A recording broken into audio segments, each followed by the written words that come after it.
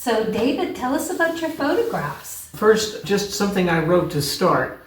That from the start of the pandemic lockdown in Portland, Maine in March of 2020, my coffee group started zooming and taking walks together exploring the Portland Trail system. I carried my phone with me, an SGA 715G.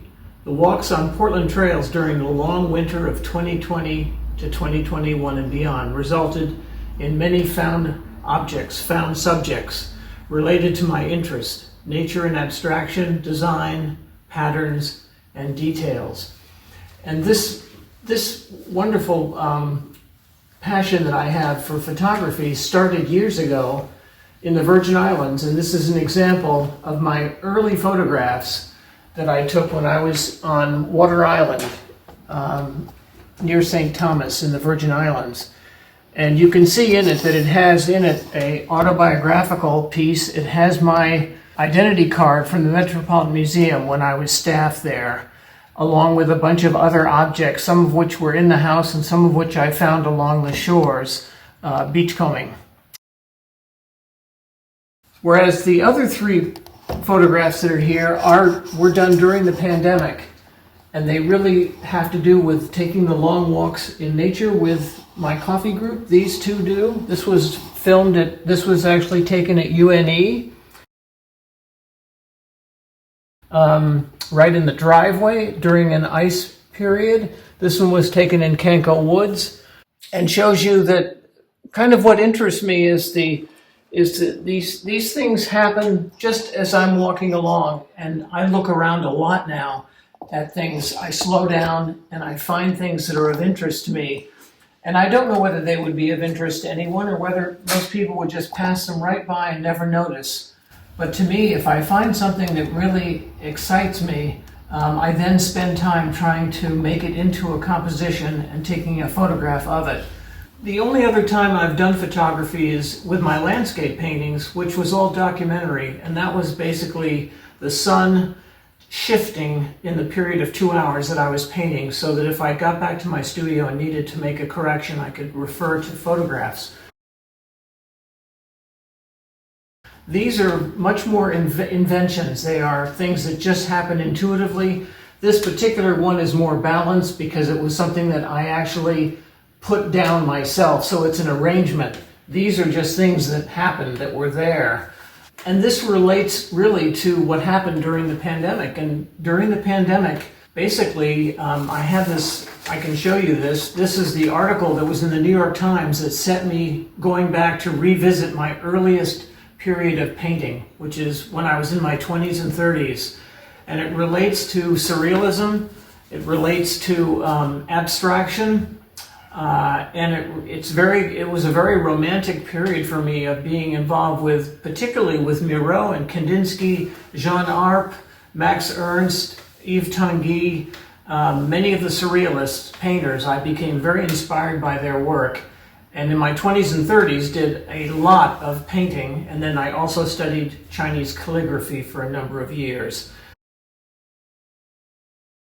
So I have that background, and then later when I moved to Maine, I began painting landscapes outdoors.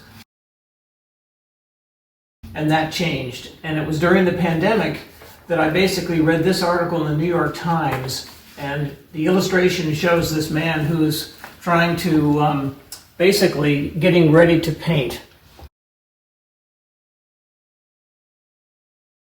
What happened with me is I didn't have anything really going on at that time, and this article started me thinking, what about all the work you did 40 years ago? Maybe you should go back and revisit that.